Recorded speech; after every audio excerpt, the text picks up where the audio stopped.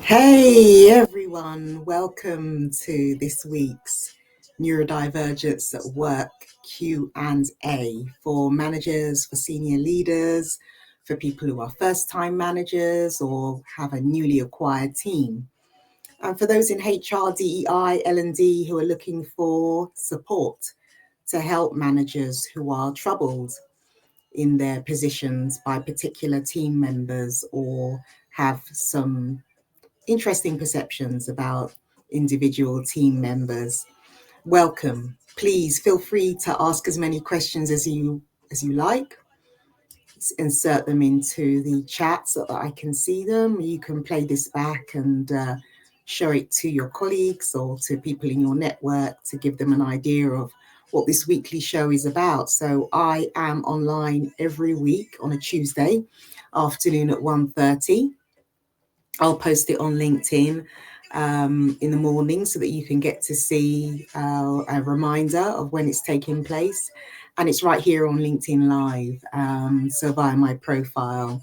So I'm here as an open book to answer any questions that you might have about neurodivergence. And in particular today, I wanted to focus on performance improvement plans and PIPs, as they call them, in the corporate world. How many times have we seen employees put on PIPs, performance improvement plans?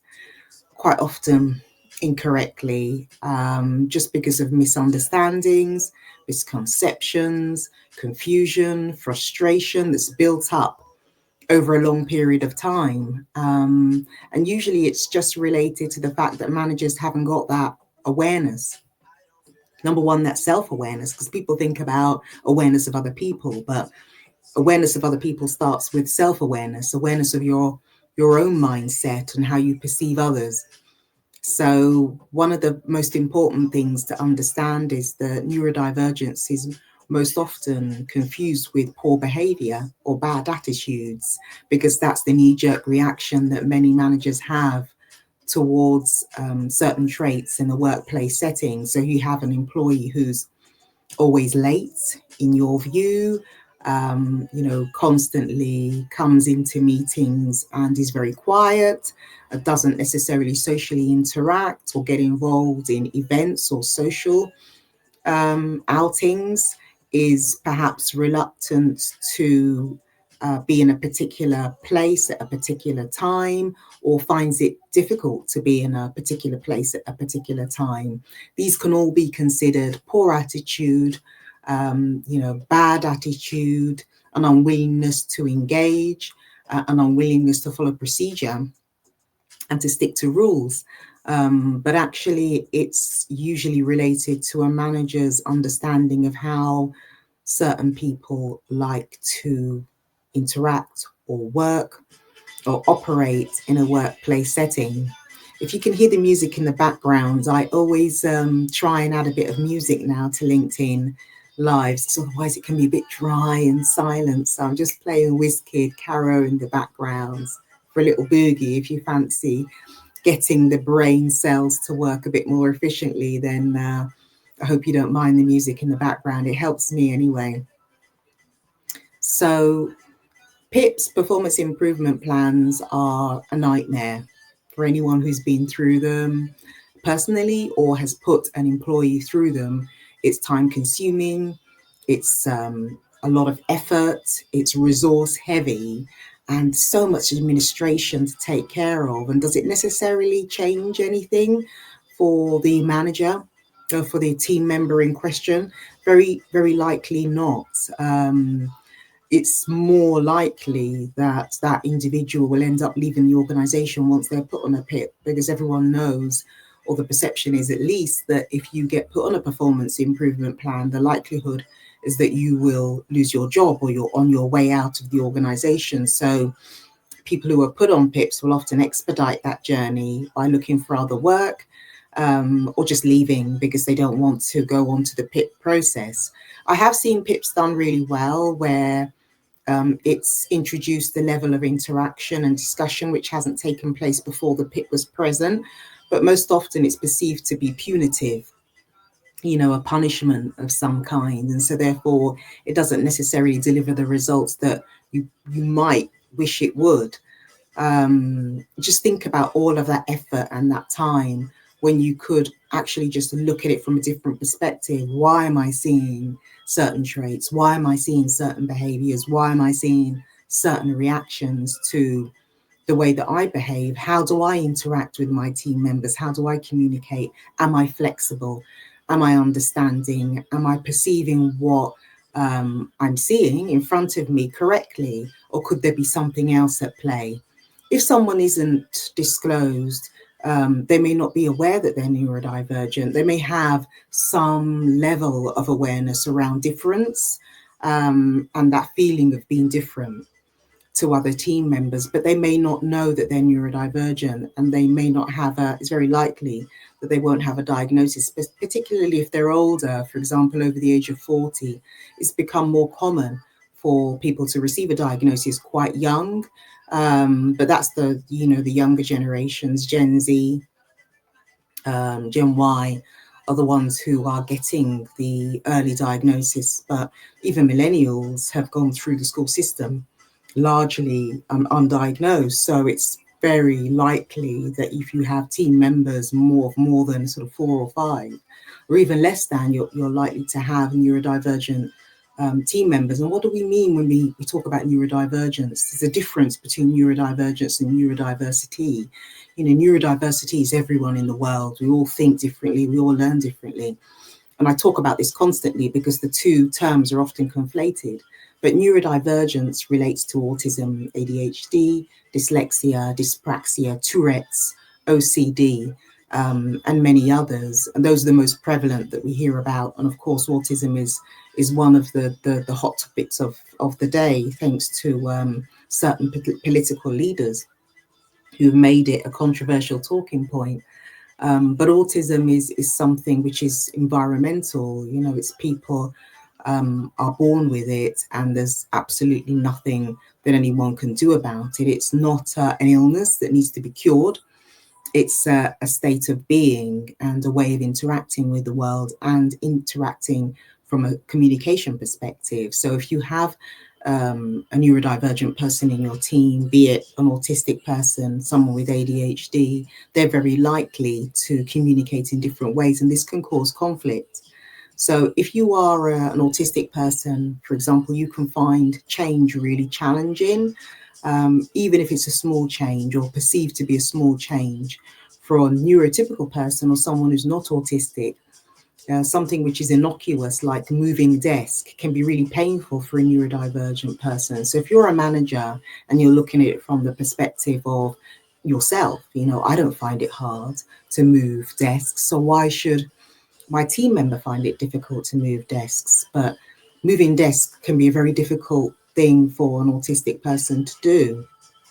They get used to the environment, the level of temperature in that area, the level of light, the level of noise, what smells are coming through. And if they're suddenly moved into a position where it's noisier, there's more traffic, foot traffic, there's more smells coming from, for example, a microwave or a kitchen nearby, people having conversations, then that's going to disrupt that individual greatly and not allow them to do the work to their best capability. And it's all about harnessing the skills of neurodivergent people in a way that enables them to feel comfortable. So we all know that, at least I think mainly people know, that neurodivergent people are extremely talented. A lot of autistic people are very good at drilling down into particular topics, as are people with ADHD. In that case, it's hyperfocus. And that ability to drill deep and stay focused on one topic for a long period of time. But that can only happen in a way that's going to benefit them and the team, the manager as a result, and the organization overall, if they're given that environment that enables them to feel free to do the work that they want to. And it all comes down to flexibility. I posted a video earlier on in the week. It's Tuesday, so it has to be Monday, yesterday, on how communication is often perceived to be very particular from a neurodivergent perspective. But actually, it's neurotypical people that are often quite picky about the way that we are deemed to be good communicators. But communication is quite fluid. So if you have an individual who wants to communicate in a different ways, and particularly verbal, they may wish to use chat, for example. That might be their preference. I've known lots of people, particularly in the tech world, who are neurodivergent, who, when they attend meetings, prefer to use chat, prefer not to be on camera, prefer not to be in the room, and to prefer to be online with their cameras switched off and using the chat tool to submit questions or submit queries or put their point forward.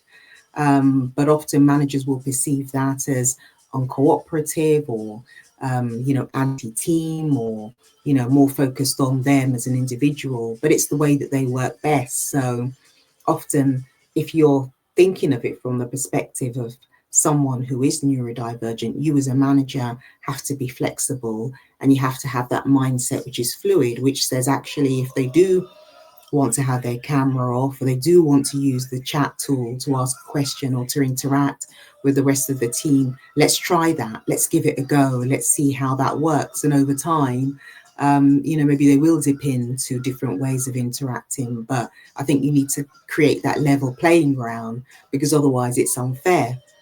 And then what happens is people become disgruntled and frustrated, and then, resentful. And that's where HR kicks in. I don't get what I want. The team member's not performing in the way that I want them to, because you're trying to force something that they're not able to respond to, and you're not being flexible in the way that you're working with them. Therefore, they feel constrained in some way, and obviously they're not going to do their best work if they're feeling constrained.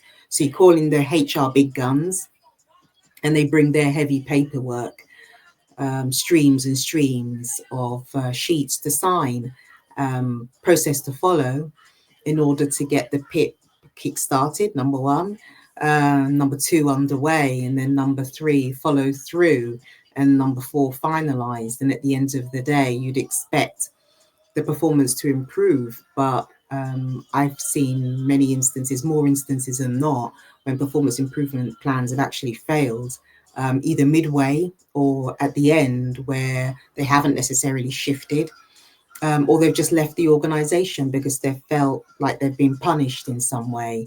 So if you're thinking about PIPs, I would almost certainly say, think again. Look at the behaviors that you're seeing. Try and understand the traits that are presenting in your workplace environment and in your team environment, and try and change the culture. Try and be more flexible. Try and talk to your team member in a way that allows them to be able to be transparent and honest with you, and don't be restrictive. That would be my advice around PIPs, to try almost always to avoid them. If you have any questions, you can always connect with me via email, katesiche@wheretolookcoms.co.uk.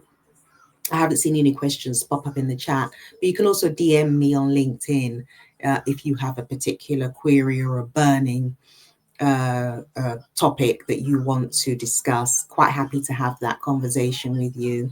And for now, I'll say goodbye, and please join me next week, Tuesday, 1:30 p.m. UK time, same place, LinkedIn Live, or via my profile. Look forward to it. Have a good day.